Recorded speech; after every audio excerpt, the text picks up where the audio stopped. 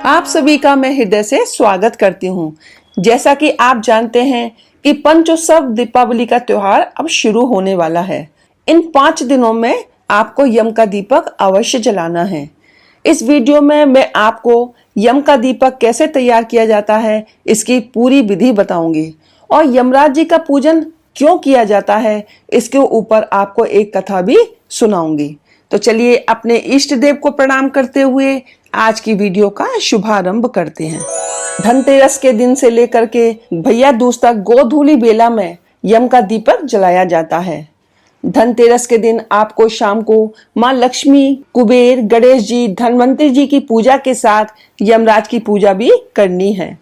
इस दिन शाम के समय दक्षिण दिशा में एक चौमुखा दिया जलाया जाता है, जिसे यम दिया भी बोलते हैं। इस दिन प्रदोष काल में यम का दीपक जलाने का प्रचलन है। अब मैं आपको विधि बताती हूँ कि आपको यह दिया कैसे तैयार करना है। आप गेहूं का आटा लें, उसमें थोड़ा सा सरसों का तेल डालकर आटा गूंथ लें। थोड़ा सा इसमें जौ का आटा भी मिला सकते हैं। यदि जौ का आटा नहीं है तो आप 2-4 जौ के दाने गेहूं के आटे में डालकर टाइट आटा गूंथ लें। इसके बाद आपको 4 मुखी वाला दीपक बनाना है। दीपक के अंदर 2 बत्तियां क्रॉस करके लगानी है। सरसों का तेल डालना है और 1 रुपए का सिक्का भी इसके अंदर डालना है। 2-4 जौ के दाने भी इसके अंदर डालने हैं। अब एक प्लेट लें, प्लेट पीतल की या स्टील की जैसी भी आप ले सकते हैं। उसमें सबसे पहले आप थोड़ा सा गेहूं या जौ या चावल प्लेट पर रखें। इसके बाद दीपक रखें।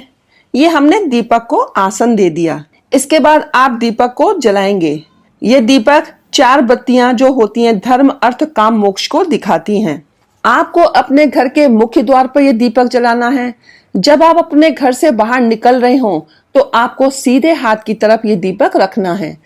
दीपक को घर के अंदर से जलाकर नहीं ले जाना है। दक्षिण दिशा की ओर मुख करें और दीपक को प्रज्वलित करें। यमराज जी के लिए आपको ये भी बोलना है, हे सूर्य पुत्र यमराज, मृत्यु पाशधारी काल, आप अपनी पत्नी सहित त्रयोदशी में इस दीपदान से हमसे प्रसन्न हो। आप इस तरह से बोल करके दीपक को जलाएंगे। यमराज जी से अपने घर परिवार की सुख समृद्धि की कामना करेंगे, परिवार की सुरक्षा की कामना बोलेंगे। अब आप दीपक को रोली से टीका करें, धूप दिखाएं, मिश्री या मिठाई आदि का भोग लगाएं, पुष्प चढ़ाएं। पानी लेकर 3 बार दीपक के ऊपर हाथ फेरें। इस तरह से आपको ये दीपक धनतेरस से लेकर भैया दूज तक जलाना है। आपको हर दिन नया दीपक ही लेना है। दूसरे दिन आप दीपक को पेड़ के नीचे गोला बनाकर रख सकते हैं या गाय माता को भी खिला सकते हैं। दीपक के जो अंदर आपने जो बत्तियां लगाई हैं उसको निकाल लीजिएगा।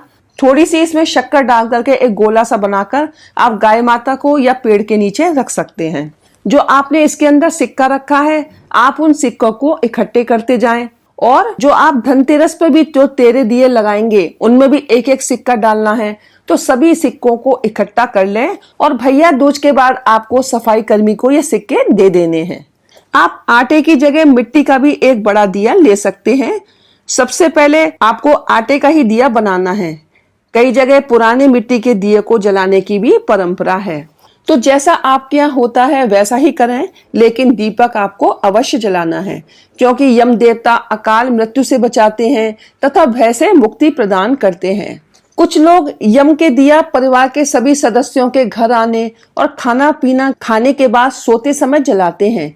तो जैसा भी आपके यहाँ का नियम हो वैसा ही करें। इस दिन यमराज जी की पूजा करने से उस परिवार में रहने वाले सभी सदस्यों की लंबी आयु की प्रार्थना की जाती है और यमराज जी आपको अकाल मृत्यु से अवश्य बचाते हैं।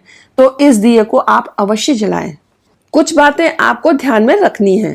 यम देवता का दीपक घर के मुख्य द्वार पर ही जलाया जाता है। इस बात का ध्यान रखें कि दीपक कभी भी जमीन पर रखकर नहीं जलाना है।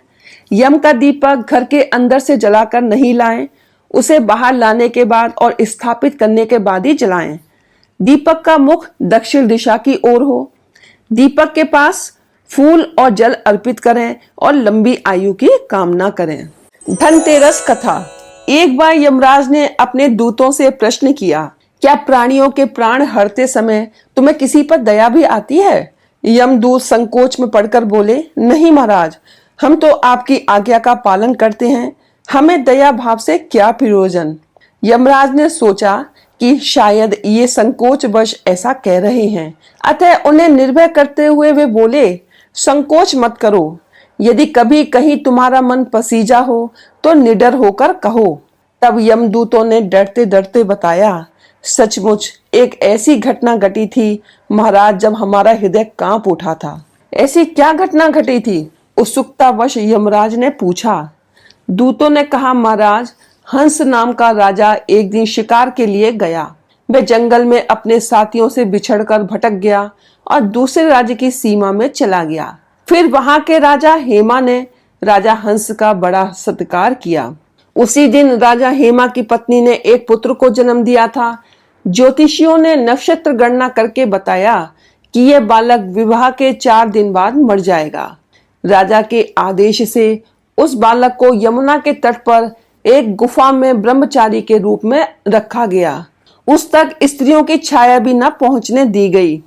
किंतु विधि का विधान तो अडिग होता है। समय बीतता रहा। संयोग से एक दिन राजा हंस की युवा बेटी यमुना के तट पर निकल गई और उसने उस ब्रह्मचारी बालक से गंधर्व विवाह कर लिया। चौथा दिन आया और राजकुमार मृत्यु को प्राप्त हुआ। उस नवपरिणीता का करुण विलाप सुनकर हमारा हृदय कांप उठा। ऐसी सुंदर जोड़ी हमने कभी नहीं देखी थी। वे कामदेव तथा रति से भी कम नहीं थे। उस युवक को कालग्रस्त करते समय हमारे भी आंसू नहीं थम रहे थे। यमराज ने द्रवित होकर कहा, क्या किया जाए? विधि के विधान की मर्यादा हेतु हमें ऐसा अप्रिय कार्य करना ना पड़े। महाराज, एकाएक दूत ने पूछा, क्या अकाल मृत्यु से बचने का कोई उपाय नहीं है? यमराज ने अकाल मृत्यु से बचने का उपाय बताते हुए कहा, धनतेरस के पूजन एवं दीपदान को विधि पूर्वक करने से अकाल मृत्यु से छुटकारा मिलता है। जिस घर में ये पूजन होता है वहां अकाल मृत्यु का भय भी नहीं फटकता। इसी घटना से धनतेरस के दिन धन्वंतरी पूजन सहित दीपदान की प्रथा का प्रचलन शुरू हुआ। इस दिन को यम दीपदान भी कहा जाता है। मान्यता है कि ऐसा करने से यमराज के कोप से सुरक्षा मिलती है और पूरा परिवार स्वस्थ रहता है।